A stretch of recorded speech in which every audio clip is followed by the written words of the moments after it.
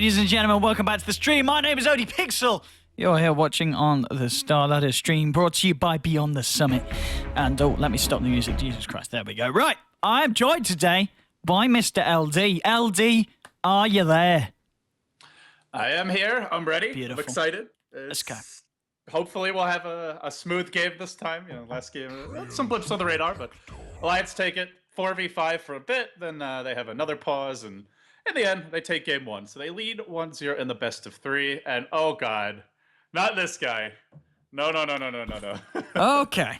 We're gonna see the tree. So will it be the Ags Refresher 1000 CS tree, or is it gonna be an early win for Alliance? Time will tell, but this lineup just got very good at turtling, if that's what they want to do. Absolutely. I swear that during this Starladder, Tree has been a surprising, picked up a surprising amount of times. I think at least 3 games I've seen him in, but I think in pretty much 2 of them, he's definitely managed to pick up the Ags. I mean, anytime you've got a Tree in your game, goes to about the 50-minute mark, it goes late, chances are the farm's going to be there for you to get the Aghanims, because as a Tree, there's not really any other core items you look to purchase, really. Obviously, you just get yourself the boots. You're looking to protect your team with the living armor. You're going around under cover with nature's guys, just trying to kind of psych people out, to catch them out, do a little bit of zoning, get a bit of intel back for your team. But yeah, the Aghanims Treant, I haven't seen a game where he's got Ags and the other team's won. It really seems like, I don't know if it's just for the fact that if you're playing a game and you're in a very comfortable chances you're going to get the Ags, or if it's more, you get the Ags and then that just makes it a lot easier to win. It does seem a bit ridiculous. I mean, what's your thoughts on the old Treant Ags? It's a cool new way to play the hero. It's funny. K-Pop-Tosis 2 months ago, he was like, I've been playing safe lane Tree. I rush Ags and then I just farm all the camps. It's amazing. It's the best strategy ever. And we're all like, yeah, sure, Brian, and your pubs maybe. Now the teams are not played as one position, and it takes a while to get the Ags, but once you get it, it just never stops. I think what we're going to see from teams is if that Tree is going Ags and if the game is going late, more and more we'll probably see teams trying to to kill off the trees, whether it's quelling blades or ideally if you hear like a bat rider who can just quickly deforest and eliminate a lot of that annoying farm potential and extra vision. But it's an uphill battle. And do you really want to game plan around a support, or do you want to just try and game plan around your draft and around taking down their cores? Normally, you don't see teams draft to counterpick supports. They do it more to counterpick cores. So I think there's 2 ways to go about it. One is to just try to win early, which it seems to be the direction Power Rangers is going with this Chen brew. The other direction is to try and have solutions for the Tree Ags later on. But again, it's just not something you normally want to focus on in a draft. So let's see where they go. They go Brewmaster. Traditionally, Tree considered a pretty good counter to him because the overgrowth will affect the otherwise spell immune brew lanes. It does go through that. So good at kind of locking him down if you're able to counter initiate. And Power Rangers very early to mid game centric so far. Do they want to pick up more of a carry here? Maybe that Ditya Ra. I was going to say Slark is actually banned. Something a little bit harder for him. We've seen the Phantom Lancer kind of rise to popularity as of late. We'll just have to wait and see. Yeah, and I believe, yes, I think we saw Ditcher pick up the Phantom Lancer in another draft against a team that did pick up the Sniper. Fairly good against the Sniper. Obviously, Sniper can get the Maelstrom, get the Mjolnir to help with the illusions, but for the large part of it, as soon as PL gets the Diffusal online, he's going to be Spirit Lancing straight into the face of Sniper, and quite a bit of an issue. And also just down to the fact that there's not a lot of lockdown, but ignore that. They're going to go with the Jug. They're going to play it safe. Jug's got this far through the draft. Hasn't been banned out yet. Again, another hero fairly decent against the Sniper as long as you're able to close the gap. Omni Slasher or not, a few crits and Sniper's going to be melting for the earlier part of the game at least. And as you said, with the Brew and the Chen, certainly looks like they're orientating around a very kind of strong mid-game lineup. Well, do they want to go for like a lone druid here? Do they really want to try and just end this game early? That used to be a very popular type of draft, the Juggalo Druid. The main reason I feel like it fell off is that it used to be very difficult to offlane, and one of the areas where Lone Druid excels is you could go offlane even in the old patch where the creep equilibrium was very unfavorable for the offlaner. He could still pull the wave back, get his early levels, catch up later on with the Midas, but there's been some nerfs to the bear along the way. The bear gives a lot more golden experience when it dies. And I think there's just other heroes that have risen to prominence. So if it's not going to be something like a Lone Druid, maybe they even think about a Dragon Knight here.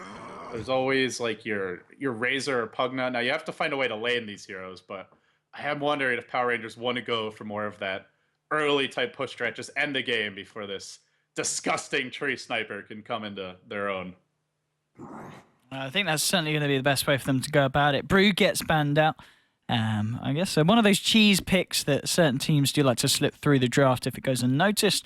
And finally, we're banning out the Void, and I think the Void, a very, very sensible ban. I mean, we've seen what Loader can do on it. You know, you match the Void up with the Sniper, the Phoenix, and the Skywrath, and I mean, Void would have worked so well there. It kind of makes me think maybe Loader did want to get his hands on it again. Yuck. It wouldn't be. I don't think it would be as good as the last time. No. It with the doesn't troll. work quite as it does work pretty well with the Sniper, but and the Skywrath, but I feel like some of the other heroes not so much. So Power Rangers go Clockwork.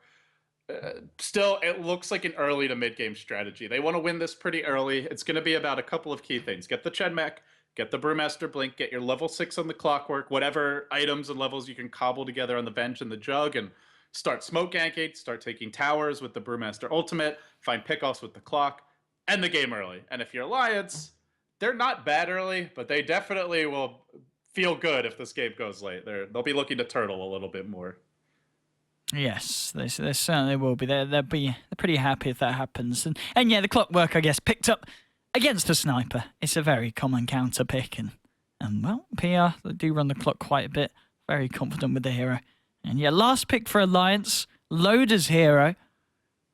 Slardar was banned out as well, of course. Another hero that we've seen him like to pick up recently. I mean, who are you feeling here? What kind of Loader hero do you think would fit quite nicely into this lineup? They do want like that frontliner. Yes. Axe is kind of in that vein. Yeah. Pretty good against Brewmaster as well with the call. It gives you a good long duration lockdown to set up the Skywrath Mage. That could be the choice here. I'm trying to think what else. It's got to be like I feel like it has to be some sort of more beefy frontliner who can hold the line, soak up a lot of damage. I would say probably Axe. I'm not sure who else. They could go another direction. Maybe they don't want to run that, but then they risk getting kind of run over in the fights by Power Rangers, who have some very aggressive face rushing heroes in the Brew, the Jug, the Clock. So yeah, I think Axe. He's not banned. Right? I keep on looking over to the bans and like he's got to be banned. It's 10 picks in, but no, he is still available. Yeah, I mean, Axe would be something that's going to be able to deal with the mid game aggression coming out from the side of PR as well. I know it's a bit greedy, but I want to see a Magnus. Oh, it's got a Night Stalker. Okay, Night Stalker Loader. Night Stalker, that's a hero. I've been seeing it being banned out a lot, and most of the times played in a utility role. You know, put in the offlane.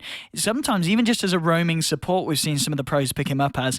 Putting him in as your safe lane, you know, your main farming hero. I mean, how'd you rate it, LD? I'm very curious to see how it works. You're right. There's been a variety of ways to play it. Vega like to run a support Night Stalker, and they'll even pick it first too a lot of the time. Yes. We've seen Empire for Yoki will run the offlane Night Stalker. I believe Asus Polar did that as well.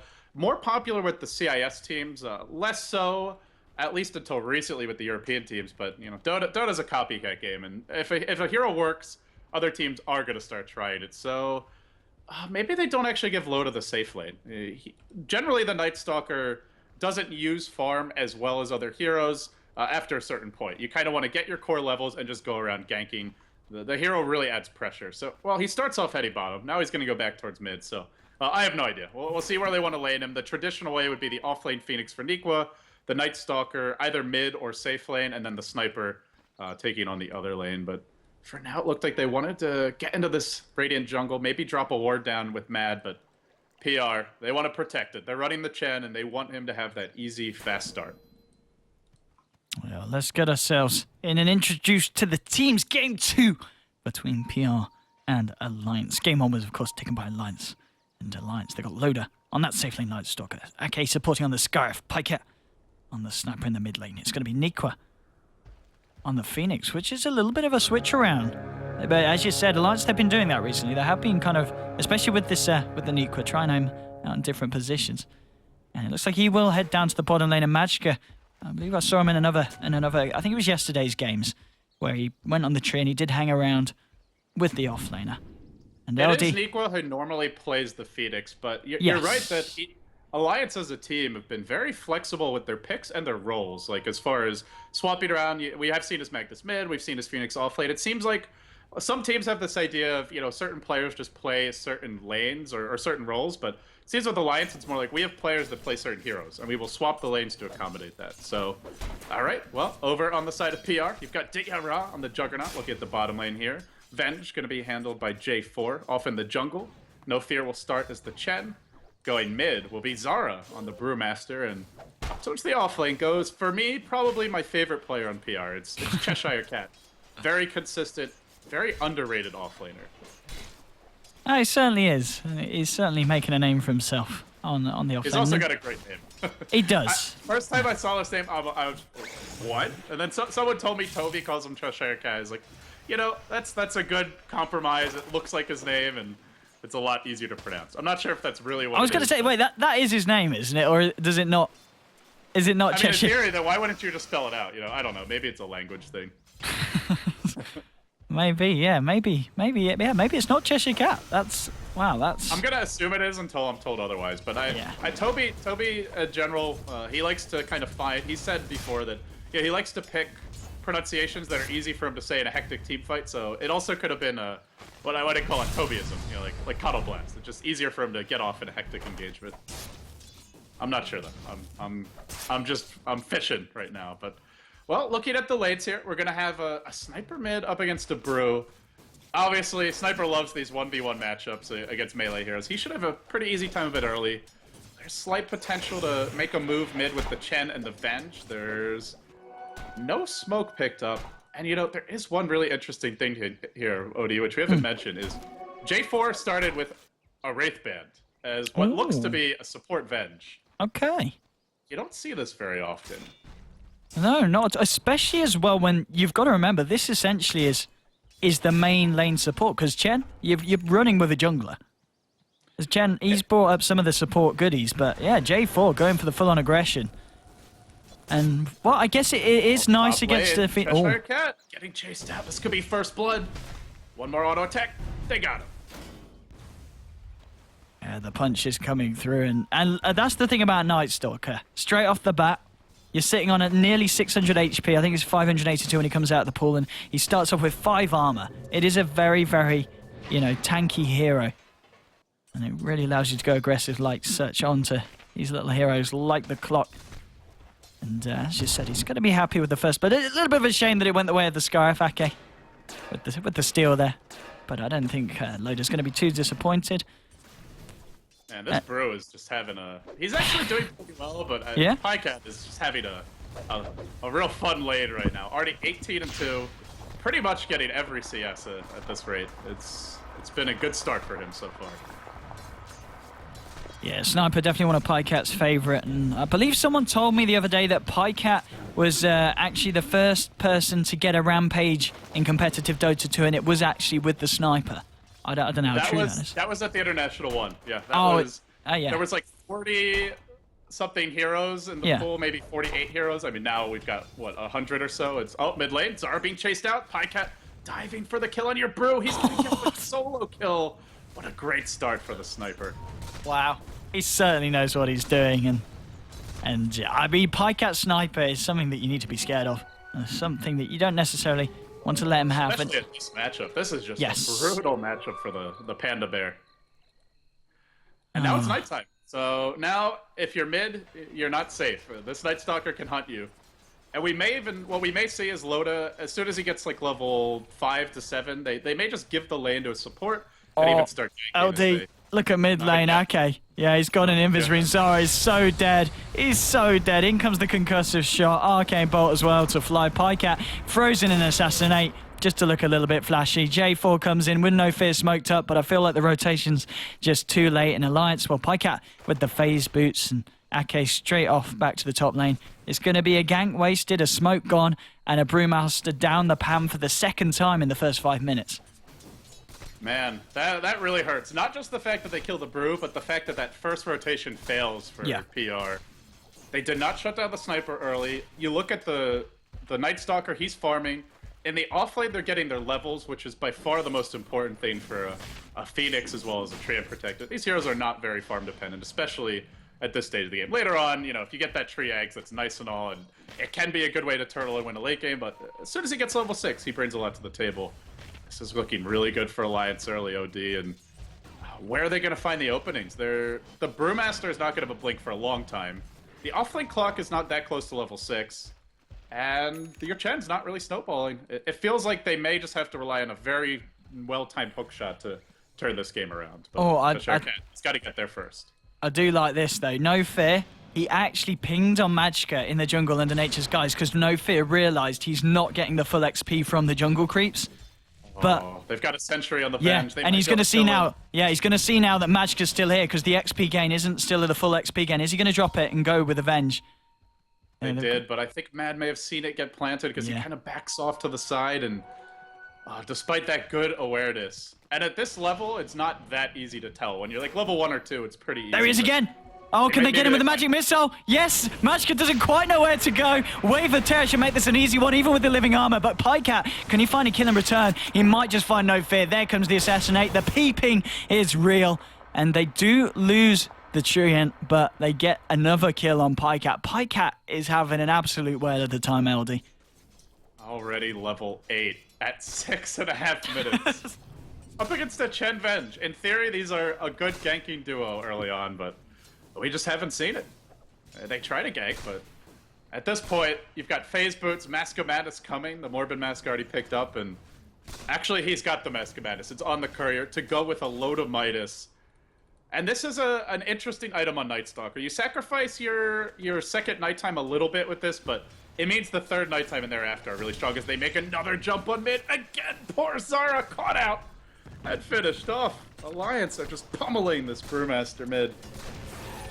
Oh man, Pycat, 4 kills, 7 minutes in. Brewmaster is only just touched on level 6. His farm, it's absolutely terrible. Brown boots, 300 gold. He's got his bottle. If we look at the net worth, I kind of don't want to because it's going to be so horrible against the sniper. 4.6k on sniper. Brew, he's on 1.7k. Now, LD, I'm not great at maths, but that's a big difference, isn't it? Yeah, I don't think you need to be great at math to tell that's a problem. And it's only going to get worse. Hell, the offlane Phoenix is getting more than he is right now. Oh, boy. Now the Midas comes out. Night Stalker does really scale well with levels. So yes. even though he's not a great farmer, this helps. The Midas kind of allows you to go around ganking, and you still keep your economy up. And on top of that, the dream of getting the Aghanim Scepter level 16 as quickly as possible for the permanent global map pack. Gem, a great item on this hero, and where's the pressure from PR? They have no blink on Brew. They still don't have level 6 on Cheshire Cat, and he may be delayed again. They're gonna dive him top lane. They have the nighttime, and looks like Cheshire Cat gonna drop once more. One more smack, and down he goes. They're ganking these initiators, the Brew and the Clock, and they keep on dying, and as a result, there's no one to control the tempo for PR in the mid game. Meanwhile, Mad just stalking No Fear around the woods. You know, we saw a lot of teams experiment with like the support bounty hunter who just counter jungles Chen and walks around, but yes, the tree seems like he's better suited for it because he offers you more in the mid game. He gives you real lockdown, a good way to keep your towers alive with the living armor and help save your teammates, and he's still leeching that experience. This is an interesting way to play the hero. Oh, J4, he's going to get caught out perhaps as well as No Fear goes down. Pycat is on a mega kill streak. I think he might be able to find more. Living Armor's going to buy him a little bit of time, make it a little bit harder for J4 and Zara to burst him down. But Pycat is out there. He doesn't want to stay and fight anymore. Magicka's back into the cover. The Venge was just watching him like, I could stun you, but I know you're going to have living armor. I can't kill you. Yes. And now they're going on mid. Endless aggression. Oh, Brewmaster, he's got the split. The assassinate. He raises his arms into the air for a truce, but Pycat, he has no mercy. I'm honestly, I feel like teams have to start banning Sniper. Yeah. And possibly banning the Troll as well, or taking one and banning the other if you first pick against Alliance. They're just too good with they get either one, and it feels like an auto win as of late. And I think they just need to ban Pycat because in these series and in yesterday's series, he was doing a lot of work for Alliance. In that first game as well, he made roaming support quap work, so hats off to him for that. It's a very versatile player. He's getting the job done. You can't argue with the results. Now, again, it is not a very good matchup for Brew. Maybe they could have pressured the lane earlier, but Alliance have just done a good job of scouting out No Fear. They're going to finally smoke. But that tree, as you pointed out very early, was just stalking him through the woods. Sure, they know he's there. Maybe they kill him, but it means they know he's not ganking. And ultimately, if you have to give up a tree life once or twice, but you save your sniper, it's an excellent trade for Alliance. They're playing around the pick very well. Yeah, they really are, yeah. I think, yeah, that's something that great that you touched upon there. Just the fact that this Treant instantly provides so much more to the sniper in the mid lane other than just the overgrowth. But now Treant might pay of his life. He's come to pay for his sins. Will get bursted down here. Cheshire Cat getting Ancient sealed up from the other side of the tree line by the Skyrath. Do Alliance want to take this? No. Pycat wants to play it safe. The hook shot. Oh! Shaved a few hairs off his backside, but that was close. That would have been gigantic. If they killed Pycat, look at his net worth. He's got 6150 net worth. 11 minutes in. And he's on a, what is it, a mega kill streak? Yeah. Or Wicked Sick now. He's ridiculously fat.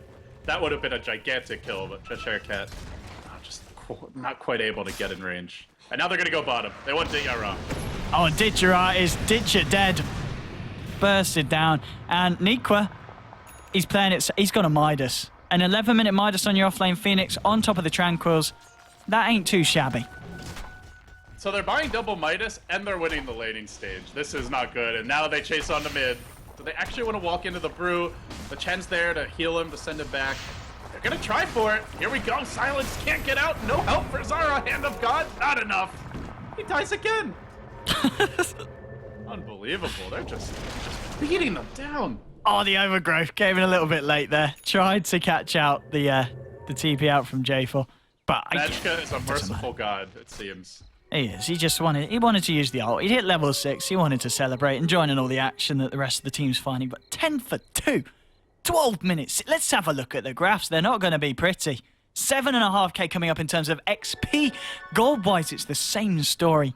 Alliance, looking from the past couple of days, they're back on form, and they've certainly got a lineup that seems to be working, at least against the teams that they're playing against in the Star Ladder series so far. Yeah, we haven't seen them against, I guess they beat Cloud9 the other day, right? I'm not sure if it was in Star Ladder, but I seem to recall they took them down 2-0 even. Yeah, they did beat Cloud9 2-0. They beat Asus Polar 2-0. The two teams I don't think we've seen them play, or at least beat, are Empire and Secret, but outside of that, they're racking up the wins here. They've dropped a match here or there, but overall the results look good, and now they look for more results. Top lane on the Cheshire Cat, a quick jump in from the Night Stalker, a void, and he's dead. Now bottom, maybe a fight brewing here, but it's dangerous to push in. You're pushing against Overgrowth as well as the Phoenix Egg. This could very quickly go south for PR. Do they have detection? They have dust and sentries on the Chen. Let's see if he's going to drop them down. Mad's already getting a little nervous. He is a little bit hot under the collar, but he might turn and fight because they've got overgrowth. Oh, the dust comes through, but at the end of the day, it's to just see their own demise, because this is going to be a huge supernova. Ticking down the Chen, the healing ward's just going to be enough to keep him alive, but the stun, it catches Juggernaut. There's your Ancient Seal, Mystic Flare, the punches coming in from the rest of the team. 2 heroes down, make that 3 on the side of PR and LD. What do PR do at this point? Every move they make, Alliance is one step ahead of them. They try to push. Already Alliance is waiting. They get the overgrowth off, fight's over. They try to gank, the smoke gank. They're too late. Alliance already got a kill there, walked away. They try to jungle with the Chen. Tree's just sitting there leeching experience. It's like Alliance just has PR figured out, and they're just making all the right calls here in the mid game. And the worst part is with double Midas and almost indisputably the better late game. That Tree, Phoenix, Sniper trio. I mean, forget about the Night Stalker and the Skyrath. These 3 together can turtle all day, all night, and I don't know. I think at this point, PR are entirely reliant on Alliance making mistakes. They have no Blink Dagger on Brewmaster at 14 minutes. He's died a whopping 5 times. Has yet to... I don't think we've seen a split. Have we seen a split? I don't think we have, and I don't think we're going to see one here. There's your overgrowth. There's your void. There's your silence. The crippling fear. That's a kill. J4, I think he goes down here as well. Cheshire Cat cogs himself up, tries to create himself a little bit of safety, but it's not going to be safe enough because Magka comes in from the back with the punches. There's Loader with the kill secure. It's 17-2 on the board. 15 minutes in the net worth. It's looking absolutely disgusting. 8.5k 5k on Pycat. This tower is just going to add to the bounty. And the fact that you've got Jug sitting at 5k, over 2.5k behind the Sniper, over 2k behind the Night Stalker, and then your second top farmer on the side of PR is this Brew. And the Brew, he's got less gold than the Skywrath. He's not going the right direction on the net worth charts. The only hero who's not in that top 5 right now is their tree. But if he gets a Midas, he may get there. And at this rate, I mean, why not? You really don't need any more useful items now. You can afford to be greedy because your team's doing all the work. Alliance playing, I mean, frankly, like they're just a full tier above Power Rangers who, to be fair, have had some roster changes. Of course, as we talked about earlier in the cast, losing Sonico, and then kind of swapping stand-ins in and out. They are not a very stable team, but still, they've had good results even with these stand-ins, and to get beaten down this hard, I think more a testament to just how well Alliance are playing, as they're already prepping for a fight top. PR go for a smoke gank. Fairly desperate one, though. They're only pushing with the Jug.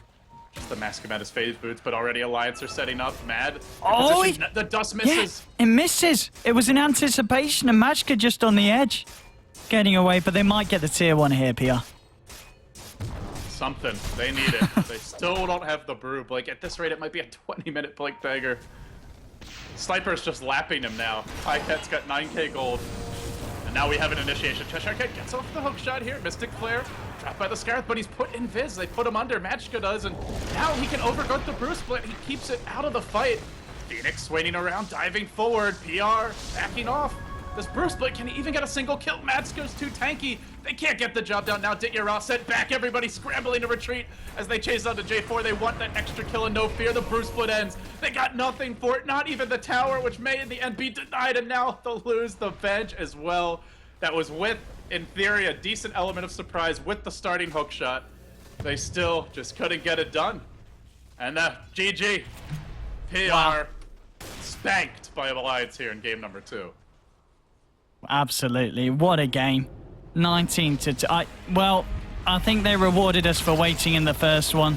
That was a very quick game. The quickest game I think I've ever casted.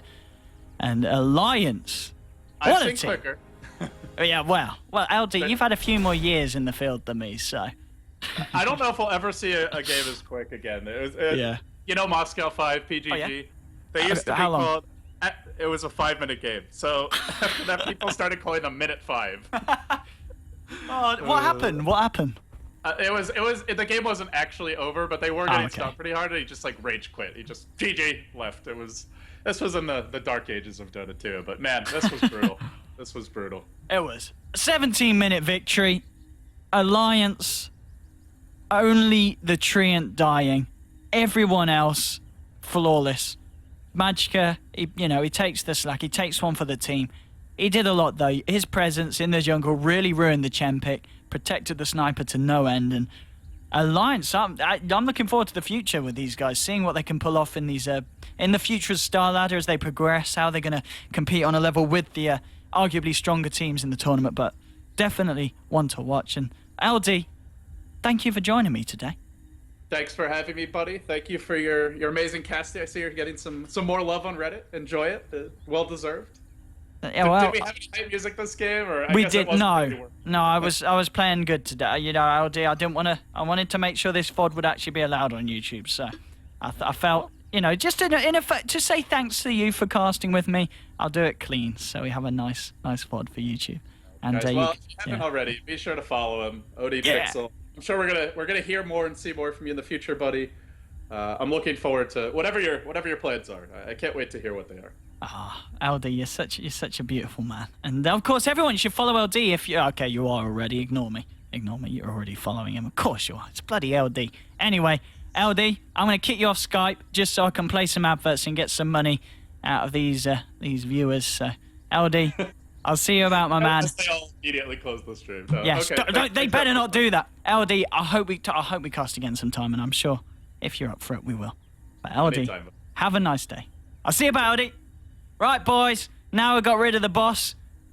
You know what? Let's be a little bit naughty, eh? Let's tell you what. We're not going to play an advert. No, screw it. We don't need to be told what to do by the bit. Oh God, he's holding a gun to my head. G2A.com.